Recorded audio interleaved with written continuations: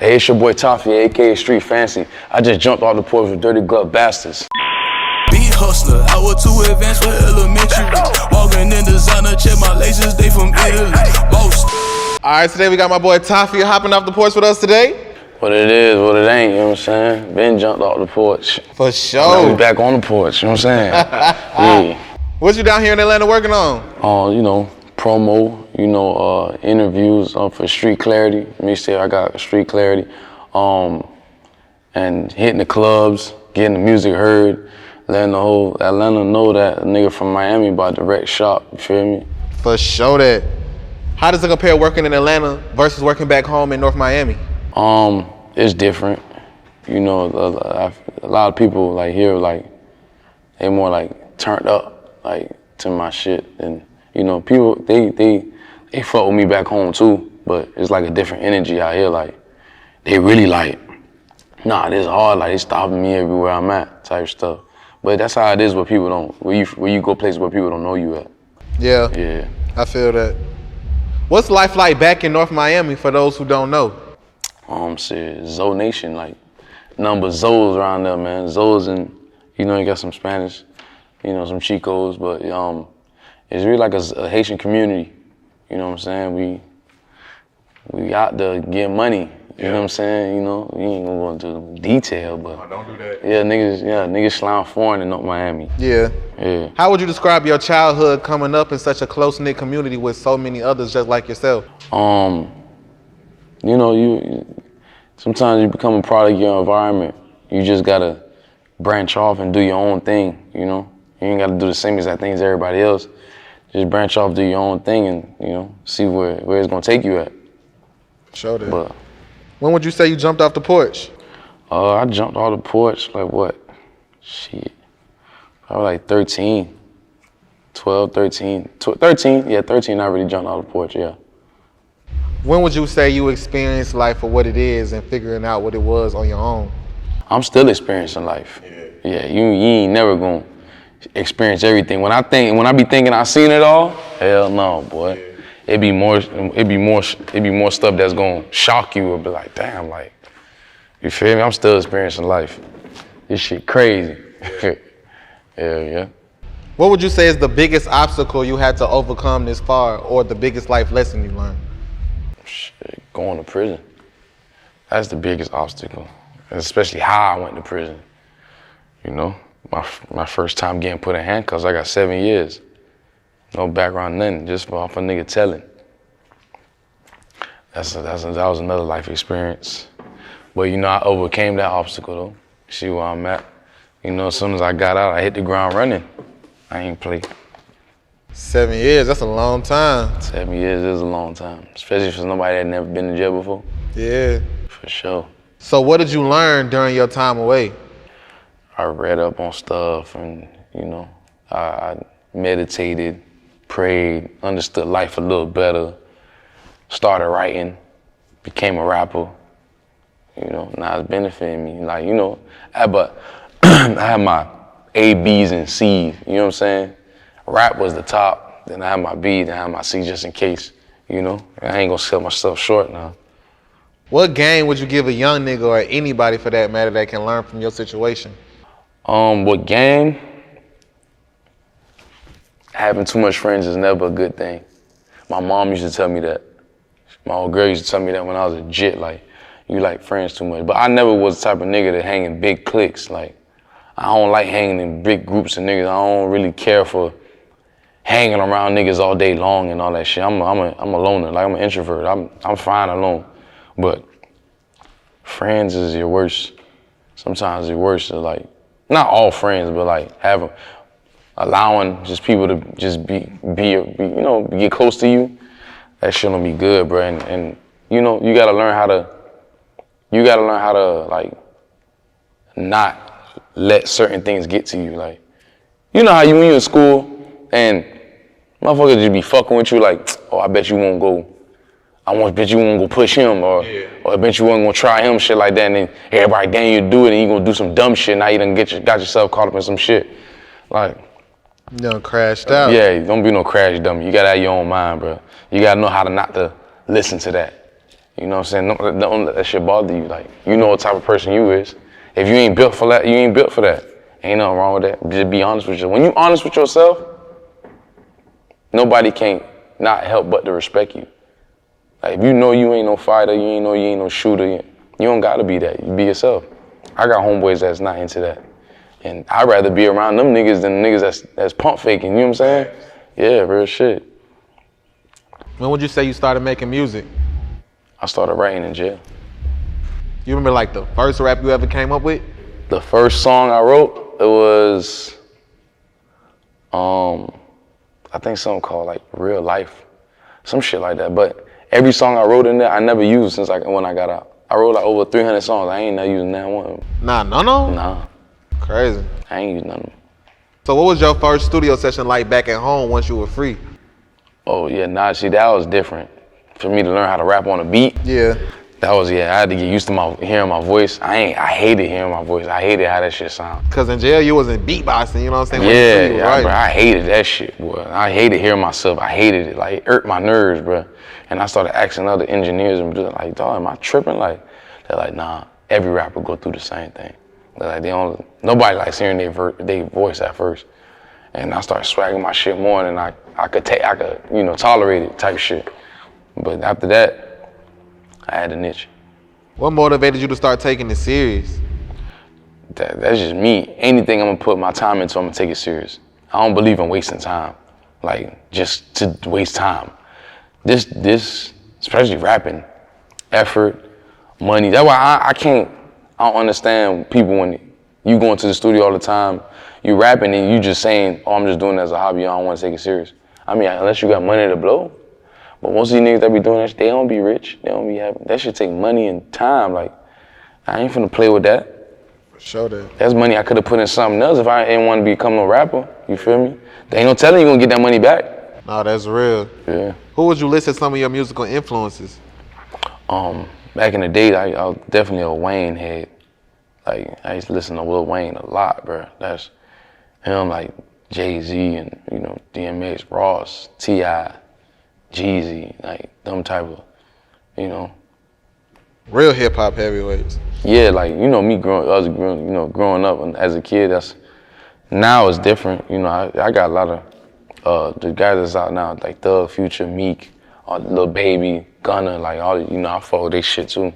Dolph, Baby, you feel me? I followed all these shit too. Speaking on one of your musical influences, you actually have a record with Rick Ross and Bobby Fishscale on your new project, Street Clarity. Yeah. Talk to us about how that record came together. Benihana, that was one of them, my dog loaded up Carl, he made that beat, he sent it to me, he said, this you right here. And I was like, oh yeah, this me. I wrote the hook, wrote the verse, I hit Sam Sneak up, DJ Sam Sneak, I was like, yo, I need Ross on the song. He was like, man, send me your best record. I said, I got one for him already. I sent it, and then the next day, Ross sent the verse back. He was like, yeah, that's hard. Like, but that Benihana, that's like, I heard Ross on it, you feel me? And so I was like, and then Bobby, that's my dog, you feel me? I fought with Bobby, threw Bobby on there. He was talking that shit, so threw him on there. But that's one of them shits where like you could bump anywhere. As soon as you wake up in the car, gym, club, all that.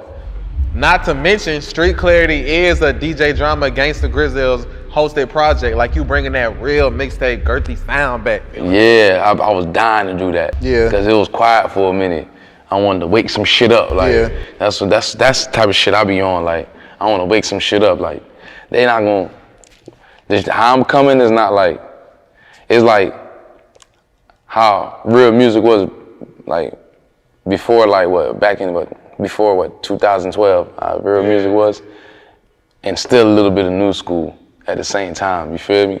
So when I thought about drama. I was trying to get in touch with him. I was like, I gotta do this because all the dedication mixtapes from Lil Wayne, I used to love them the most. Telling you. Yeah, that was. I came up off them shits my damn self. No kids. That's hard. How did you link up with Drama? I got in contact with him through my manager, Dizzy. He was cool with him already. So I was like, man, hit that boy up, man. And then we chopped it up from there. He was like, shit, he down. That's hard. I sent him the songs. He was like, yo, these songs hard. And then we just added some more songs on there. Feel me? That's real players. Yeah. Talk to us about Break the Bank featuring Meek Mill. Oh, Break the Bank. That was a record that me and Meek did. It wasn't even planned for this project. It was planned for like really his shit. And then just like Benihana was supposed to be like an album song. We were like, you know what, man? It's a drama tape. Like, niggas ain't do drama in a minute, man. Fuck it, just throw the song on there. Gave me that song, throw it on there. Yeah, that Break the Bank, one of them club joints. Them shits. How proud of yourself are you to put together such a well-detailed project and a well-received project? Oh yeah, I'm most definitely satisfied. I'm hard on myself, so I'm most definitely satisfied. Like, that be it though. Like, you don't want to come out regular, like, you know what I'm saying? Especially when you building, like, you don't want to build and then flop, like, disappoint. You feel me? I'm like, yeah, this shit gotta go. This shit too. If I like listening to it myself, I know it's hard. Yeah. Cause I don't listen to my own music like that. But this tape was probably the most tape. It's the only tape out of all my tapes I played the most. Like, jamming to myself on my own time. So you knew? Yeah, like, I knew this it. Show that. What's the biggest sacrifice you feel you had to make for your career this far? The biggest sacrifice I had to make for this shit was doing the time. That was a big sacrifice, the time of my life. But I didn't know before I did the time I was gonna be a rapper though. I never had that in my plans, but that was the sacrifice. Now that I understand it, that was the sacrifice. Miami got a lot of talented people. Like, it's a lot of talent in Miami. Like, it's too much. Like, man, you'd be surprised how much sauce is down there in Miami. Like, niggas be hearing and then niggas be taking. It's cause everybody's structure gotta be better. You know, structure and egos. Like, a lot of people down there got egos. Cause we kind of spoiled down in Miami, you feel me? Everybody's touching some type of money. They doing their own thing, so everybody feel like they're a boss. The support system not that strong, you feel me? But if it was strong, trust me, Miami would be a problem, bro. There's a lot of talent in Miami, like, a lot of talent. Would you say the artists are supportive of one another? Not really. Like, it's coming together now though. Like, but if it was been like that, man, nobody wouldn't be able to take it from us. The sounds we come up with is different. For sure that. How did you come in contact with Meek Mill and end up signing the Dreamchasers, man? My homeboy DJ Money, he let Meek hear my music one day, just before he got locked up. And then he was like, man, Money came back to me, he was like, man, Meek fuck with your shit hard. Like, I'm like, all right, it's cool. I'm thinking it's like, he probably heard this, like, it's cool. Like, he's like, nah, yo, she fucking with your shit hard. Then he got locked up, got out. And he told Zoe and Money, like, yo, I want to meet Tafia personally. We met up on the water, on the skis and the yacht and shit. And then he rapped my whole song in my face. He's like, yo, I'm trying to sign you. Like, I was like, shit, for sure. Nigga rapped the whole song. I was like, damn. That's hard. What was that moment like for you, knowing you just faced so many years yourself, you know what I mean? I was like, damn, this nigga just rapped my whole song. My homeboys can't even do that. Like, yeah. I was like, fuck. What made you be like, all right, look, I'ma fuck with Meek, man? Yeah, I mean, it was right, cause it's like, he don't really be on the goofy shit, you know what I'm saying? Like, this game was turning, like, that was my biggest fear. I'm watching the game turn into like a whole bunch of gimmicks and goofball shit. That ain't my stilo. I can't even act that way. You know what I'm saying? Like, even play like that. You know what I'm saying? I can't even act like that. So it's like me fucking with somebody that's on that same type of time. It's a mutual understanding. So it's like, you know what I'm saying? I'm gonna let my work speak for itself, not that gimmick shit. You feel me? For sure that. What else you working on at the moment? Working on my album to drop this year. That's hard. Yeah, and I'm working on more videos for the tape. That's out. You got the title for the album? Not yet. I had one, but I'm changing it. I'm finna change it. Sure. The album gonna be crazy though. It's gonna be harder than the last tape. Yeah. Any features, producers? Features I don't know about yet. I've been working on the album. I done recorded probably over 80 songs for the album. That's hard. Oh yeah. You stay working, dog. Yeah, I dropped 7, 8 mixtapes in 2 years. What keeps you so consistent and motivated? Where I'm from. It's not easy to make it where I'm from. It's not easy at all. We got all the shit, we got the lifestyle and all that shit, but it's hard to make it from Miami, bro. It's like hard, like it's hard for the Dolphins to win the championship. It's hard to make it out of Miami with the music on the music scene. It's hard. So the fact that I got signed is like a blessing, bro. Yeah. I really worked my ass off. Yeah, like 2.5 years, 40 videos. Stop playing with that, man. Yeah, I ain't come to play. If it's one thing or one message you could leave from your music, what would it be? Ain't no excuse. Cause yeah, in the last 4 or 5 years, I done lived through the ups and downs. I done lived probably 5 people's lives in the last 4 or 5 years. Like, people, the skin I got, boy, not anybody could just jump in my skin and handle the shit I've been through. Like, so it's like, and then people say that shit, it's like, ain't no excuse. It's no excuse. Show that. People tell me that though. They was like, man, I read your story, read your background, looked at your first interviews, bro, you motivated me. Ain't no excuse. These random people don't even know me. I'm saying, like, niggas with your story damn near like goated. You know what I'm saying? Y'all almost immortal. Like, y'all got all the lives. There's no excuse. Yeah. I didn't, and it's not like I wasn't born with no silver spoon. Yeah. I ain't have nothing handed to me. I got out just like everybody else, struggling on the bus, walking, hot sun, all that. Yeah. Yeah, my boy said he ain't have it easy. Yeah, I ain't have it easy. I just grinded. A year later, I'm in a big foreign, like, yeah. How was it being locked up with Fat Joe? Fat Joe, that's my dog. Fat Joe family. He was cool. Like, my first time meeting him, he was solid. He's solid. He extra solid. Even in jail. Yeah, even in jail, he like his spirit is high. Like he ain't let nothing. He cool as hell. He ain't scary.